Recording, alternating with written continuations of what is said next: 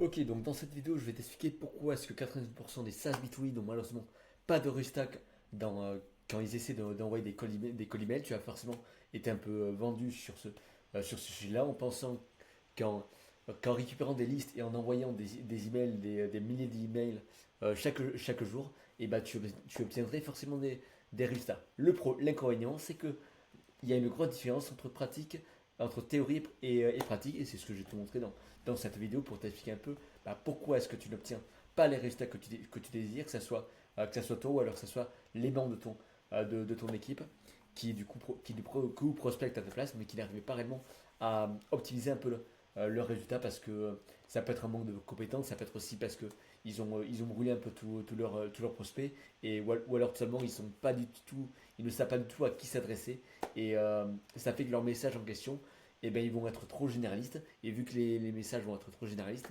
du coup ils sauront pas, bah, ils sauront vraiment pas quels sont les points de douleur du marché en question.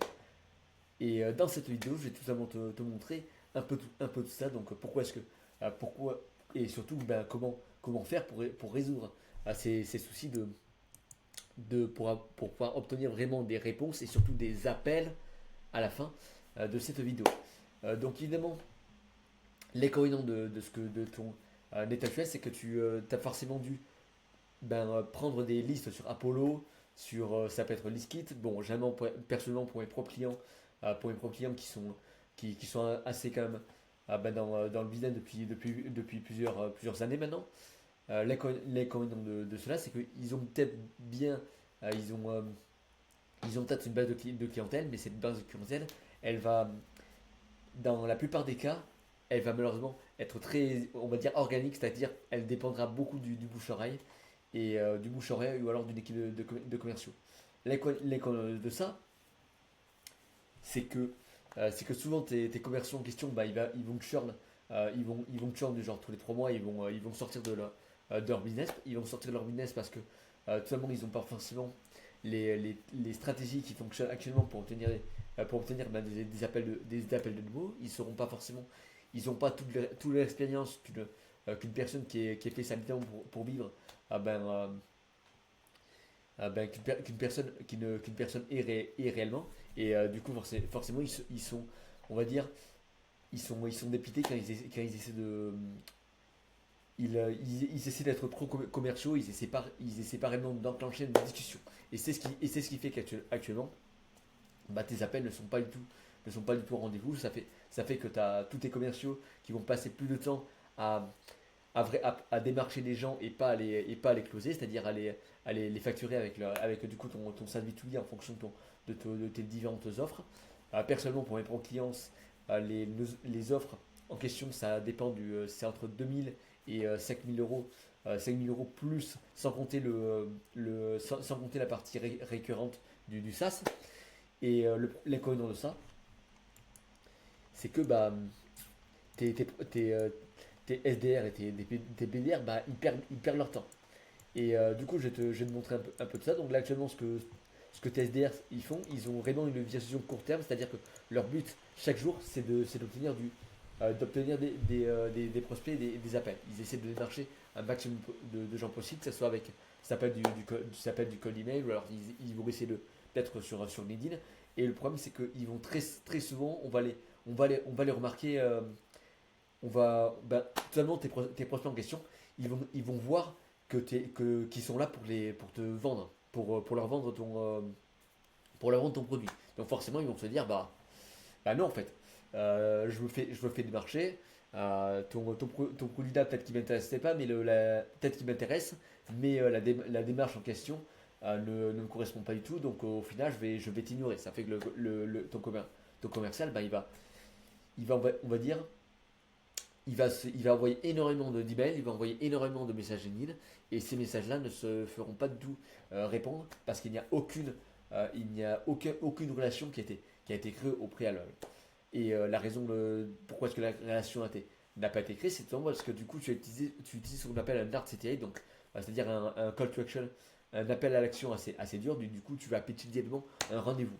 Et vu que tu as pitché directement un rendez-vous, bah, les gens ne sont pas du tout intéressés parce que surtout quand tu prospectes sur du B2B, du B2B. Si tu es sur des B2C, dans ce cas-ci, ça peut aller, mais si tu es comme par exemple comme pour mes clients moi, bah, les B2B vont être sursaturés d'appels à l'action durs, de gens qui vont seulement bah, diablement pitcher un appel de démo, etc. Et l'inconvénient, c'est que, voilà, comme je te disais, aucun, on va dire, aucune relation n'a été créée. Vu qu'aucune relation n'a été créée, la personne ne va pas du tout répondre à ton LDR ou BDR. Donc, évidemment, dans une très faible, dans une très faible minorité, bah, du coup, ça va pouvoir quand même te générer quelques appels. Mais de mon expérience, il y a à peu près 1% des gens que tu vas démarcher sur une liste entière qui vont prendre un appel. Et 1%, comme tu le sais, c'est pas du tout assez parce que au final, bah, les gens les 99 autres personnes, et bah, du coup, ils vont parler de toi à d'autres de leurs associés, à d'autres de leurs amis. Et du coup, ils vont dire, cette entreprise-là, elle fait un tel. Du coup, je te la déconseille parce que bah, elle est trop agressive. Ça peut être ça. Alors, certes, ça peut bien t'amener à 10 à 20 000 euros. C'est d'ailleurs pour certains de mes clients qui ont souvent atteint les 20 à 50 000 euros comme ça. Mais l'inconvénient, c'est que, comme je te disais, ça va te, ça va réduire ton taux de closing assez fortement parce que tu utilises des stratégies commerciales qui ne sont pas forcément adaptées sur le marché actuel. Surtout quand tes prospects en question se font des marchés à longueur de journée sur LinkedIn avec par exemple des messages impersonnels de type merci d'avoir accepté ma connexion, je fais ceci, est-ce que tu es intéressé? Quand tu dis ça, forcément, euh, quand tu tournes ton message de cette façon, forcément que ton prospect va pas prêter attention à tes SDR ou alors ou à toi si tu automatises la plupart de ton entreprise à l'heure actuelle. Et donc forcément, bah, tes SDR, ils vont essayer de scraper de plus en plus de listes. Ils vont encore plus dépenser l'argent dans le list building, donc par exemple Apollo. Et bah, vu qu'ils voient que les résultats ne sont pas réellement au rendez-vous, bah, forcément ils vont se faire éjecter de leur marché, en plus de ne pas se créer de réseau. C'est-à-dire que quand tu prospectes des gens, que ça soit via call email ou alors via peut-être les LinkedIn, et bah, l'inconvénient c'est que tu essaies de pitcher directement l'appel et tu n'essaies pas de faire fleurir, faire fleurir bah, des relations. Par exemple, dans mon cas, certaines de mes relations que je prospectais depuis pas mal de temps, donc des gens qui ont seulement ben, qui ont également répondu à mes emails positivement, qui ont aussi accepté mes messages LinkedIn. Et bah, du coup, très, très souvent, même si ces personnes-là ne sont pas prêtes à un moment donné, je continue à leur envoyer ces vidéos de YouTube-là qui peuvent leur permettre à eux on va dire, de monter d'un cran en relation. Et donc, forcément, pour eux, ça permet de rester top of mind. C'est-à-dire que dès qu'ils penseront à résoudre le problème que tu résous dans ton SaaS, et ben ils penseront à toi. Ils penseront pas à un concurrent, ils penseront également à toi. Et du coup, forcément, ils prendront un appel avec toi. Et c'est ça, c'est l'inconvénient de ta stratégie actuellement, c'est que tes commerciaux ont vraiment une vision court terme. Ils veulent vraiment des appels tout de suite maintenant.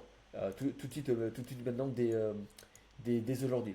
L'inconvénient, comme je te disais, c'est que pour avoir des appels tout de suite maintenant, bah, tu vas griller 89% de ton marché. Alors que si tu avais une petite vision long terme, enfin long terme, dans mon cas c'est entre un mois et ça peut aller jusqu'à un an. Bien sûr, pour les un an, ben, c'est dans de très rares cas.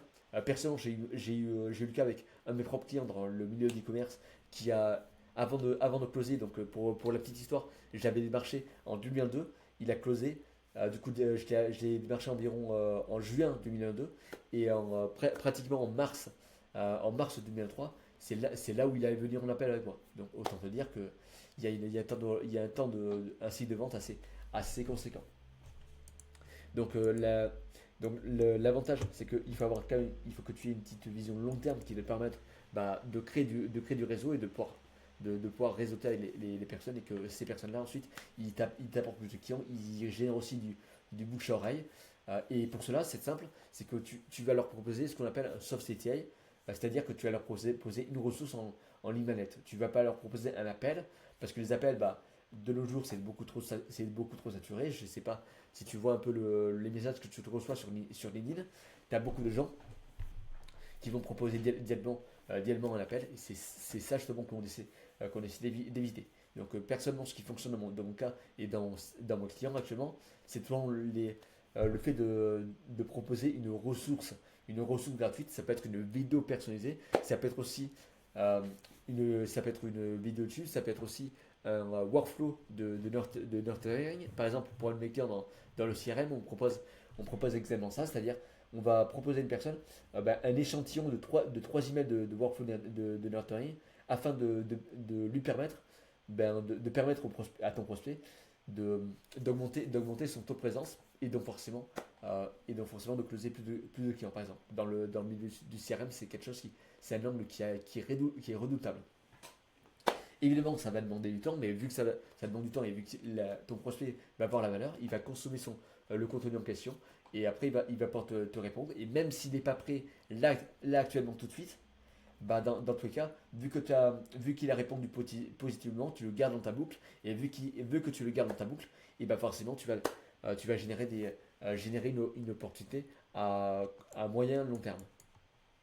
Et après, il va bien sûr pouvoir parler de toi à son propre réseau et forcément, ça va gérer un cercle vertueux. Donc, avec cette stratégie de soft CTI, pour toi, ça va te permettre de créer vraiment une vraie relation. Dans le premier email, on ne vend pas, on essaie avant tout d'aider la personne presque gratuitement. C'est-à-dire, c'est la psychologie humaine. Tout simplement, tu vas d'abord donner à la personne quelque chose qui l'intéresse et ensuite forcément, il aura beaucoup plus de relations et la relation se créera. C'est quasiment donnant.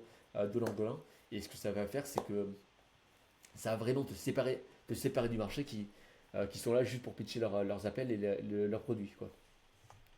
Ensuite, dès que la personne du coup a généré une réponse, du coup tu vas pouvoir lui donner ça peut être des conseils, ça peut être des newsletters, ça peut être des vidéos. Par exemple, ici tu as Guillaume Bench. Je ne sais pas ce que Guillaume Bench, bon, généralement tous mes clients connaissent Guillaume Bench, c'est le CEO de Lemlist. Et de ce côté, il avait commencé, du coup, il gagnait à peu près le RSA. Et il avait monté son SaaS B2B. Et pendant qu'il montait son SaaS B2B, il le documentait sur sa chaîne YouTube.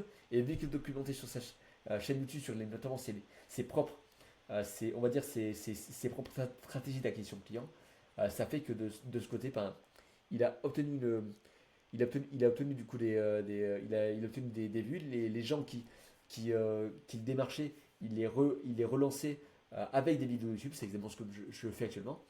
Et c'est comme ça que ça lui a permis de créer un SaaS, un SaaS qui vaut plusieurs centaines de millions. Donc l'Emlist actuellement c'est entre 150 et 300 millions de valorisation pour te donner un ordre d'idée.